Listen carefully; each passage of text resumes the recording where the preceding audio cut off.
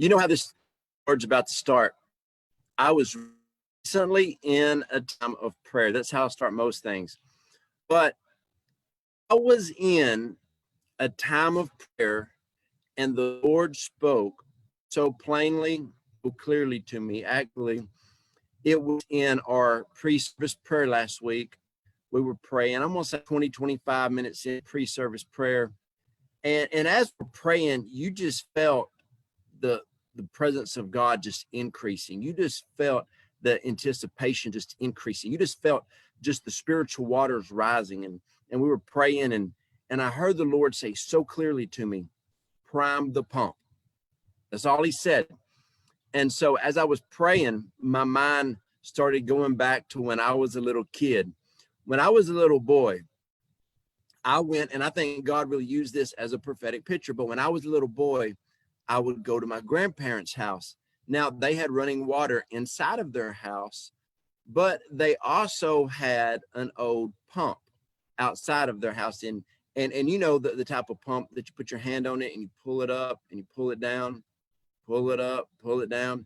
And what they did is they actually kept that pump outside for two reasons. One, to let them know where they came from, but also they would use that water to water that they had like a small garden. They had some flowers and some, different, potted plants and things, but they would pump that water to go with pail to, kind of water the garden and stuff. But I remember one day when I was a little boy, I was out there and I was pumping that water. I was pumping. I would pump it, and nothing was coming out. And Granddad would always say, keep priming that pump, keep priming that pump, keep priming that pump. And I would always, little boys, 5, 6 years old, they don't have any patience. And not saying I have a whole lot now, but I remember I said, Granddaddy, the water's not coming out. He said, hey, boy, keep priming that pump, keep priming that pump. And all of a sudden you heard the water kind of bubbling up. And then all of a sudden the water a little bit came out, and I kept priming that pump, and the water would come out a little bit more. Then it would just start coming at a constant flow. But then it was easier to pump. And then even while you were pumping, if you would put the pump up, the handle up, and you would wait for a minute, the water would keep pumping for a little bit. And so we were in prayer. The Lord reminded me so vividly of that vision. And this is the prophetic word for you. This is the prophetic word for me. In the place of prayer, keep priming the pump. When I would tell Granddaddy, I don't see the water, he would always say, oh, it's there. It's there. It's just taking it a while to get here. And so that's what I want to tell you right now. Keep priming the pump in the place of prayer. You are sitting on a well of water. You've been priming the pump, and you may be tired. You may be frustrated. You may not see the promises of God come to pass. But what are you setting on? What promises from God what are you setting on? What dreams are you setting on? What goals are you setting on? See, anytime you get a prophetic word, just like the written word, it is a living word. It is a well of water waiting to come forth. Your prophetic dreams, destiny is going to come forth. Now, my July prophetic word of the month was explosive, okay? Then God gave me words about explosive favor, explosive creativity, explosive anointing, explosive building, and all those words have started coming in July. And I'm telling you, every word is coming to pass in autumn in my life and our lives right now. I'm seeing it. People running with the Roar Apostolic Network. I'm seeing things. Roar Church. I'm seeing people prosper in so many areas. But one thing you got to understand about our ministry is my friend Jeff McFarland and myself started a prayer meeting 9 years ago on Tuesday nights, and that prayer meeting is still going on today. We have been priming the pump for 9 years. Now, about 3 years in, We were in prayer one night, and I walked into prayer, and something was different. Something was different. Okay, about 3 years in.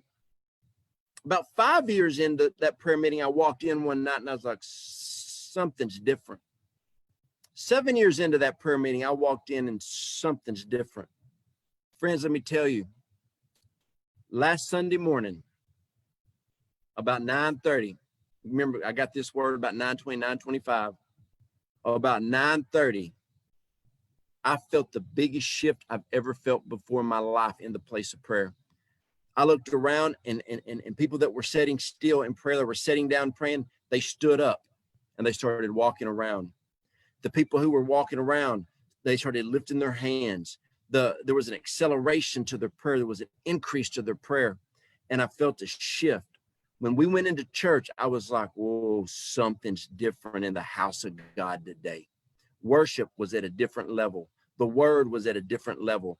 Even when we got ready to end service, like you service, what we kind of thought was over. We had worship and word and prophetic ministry and altar and laying on of hands and declaring and decreeing. We had all this stuff, but it's just like it wouldn't stop.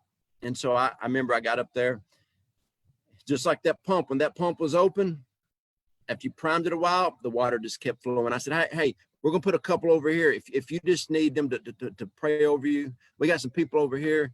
And we just kind of just stayed there a while. Some of the worship people started going back into worship. Nobody left. Nobody moved. Some people started talking. Some people started praying for one another. A little bit later, lady walks up, I got another word. And she shared the word, and it took us to another level. And then somebody else had something. And it's just like, we primed the pump for so long, the pump is up, the valve is open, but there's a wellspring of water that was coming up. Are you hearing me? Like at a faucet, you turn it on, it comes out. When you turn it off, is that. But I felt the Lord say that tell people to keep priming the pump in the place of prayer. Now, let me give you a lesson Big Nanny gave me one day. Big Nanny said, little JoJo, I'm 6'4". I don't understand why she always called me little JoJo, but she said, little JoJo, are you receiving breakthrough in your prayer? I said, on some things. Then why aren't you praying right now? I'm like, I just got home, Big Nanny. And she said, you pray until you get breakthrough. You don't pray until you're through. You pray until you get breakthrough. When do you quit pumping the water? Breakthrough. Keep priming the pump. This is a strong word from the Lord. The Lord gave me that analogy because priming a pump takes work. It takes effort. The prophetic word that God gave you is planted inside of you. It's not buried. If it was buried, that means it's dead. And so I put this post on social media today. Go pray one more time. One more time. And see what happens. Pray one more time and watch God work. I was listening to a story about one of my mentors last night, and he was talking about this lady who wanted to swim a certain channel of water. The water was a little rough sometimes, shark infested, and the channel was 26 miles long. So when she would swim, they would put a few boats around her because it was shark infested water, keep her in the middle, but she wanted to swim this 26-mile channel. And so her mom was in one of the boats, and she was swimming. And she, every time she'd get tired, her mom would say, keep swimming, you got this, keep going. The people around her would encourage her. People were documenting this. Some would film her, some would, write articles about her in these different boats, but they would get her. And one time she said, I can't go any further. Her mom encouraged her, people cheered her on. She went a little bit further, and they said it was real foggy. And she said, pull me out of the water, I'm done. They said they pulled her out of the water, and within 1 minute, the fog kind of cleared and she saw the shore, which means she probably swam 25.5 miles She quit priming the pump. But what she did is a photographer, as soon as the fog cleared, took a picture. She put that in her office. She looked at it. They said she tried again in a few months. Same thing happened. I'm done. I can't go any further. They pulled her out of the water. Shortly after that, she saw the shore. Because it was so foggy, they really didn't know how close it was. And then they said the next time, she said, I will not stop until I hit that shore. She hit the shore. Some of you have given up on prophetic words and dreams and aspirations and goals and prodigal children, and marriage has been restored and healings and financial breakthrough. I'm telling you, keep priming the pump. I know financially, my wife and I prayed for years. And one day I just cried out and said, God, I'm coming to you one more time. And God, and also one night I cried out about two things. I needed physical healing and I needed a business to run because my wife and I want to thrive in a lot of areas. God gave us a health coaching business that on this product, within 2 weeks, I got my complete healing. And then within 1 year, financially, it has set us free. In 1 year, 2 weeks, the healing happened physically. In 1 year, the financial freedom is hit. What happened? I can tell you the place I went back and primed the pump. I didn't even know this, but the same day my wife went and primed the pump and the same thing, said, God, Joe and I need to take our health back and we need financial freedom. Do you know how many times people were ready to give up on their church plant? And they've told me that I went back and they called me and said, Joe, I'm gonna end this church plant. Joe, I'm gonna end this business. Joe, I think I'm about to get a divorce. And I would always say, go back and pray one more time and watch the God of miracles, signs and wonders.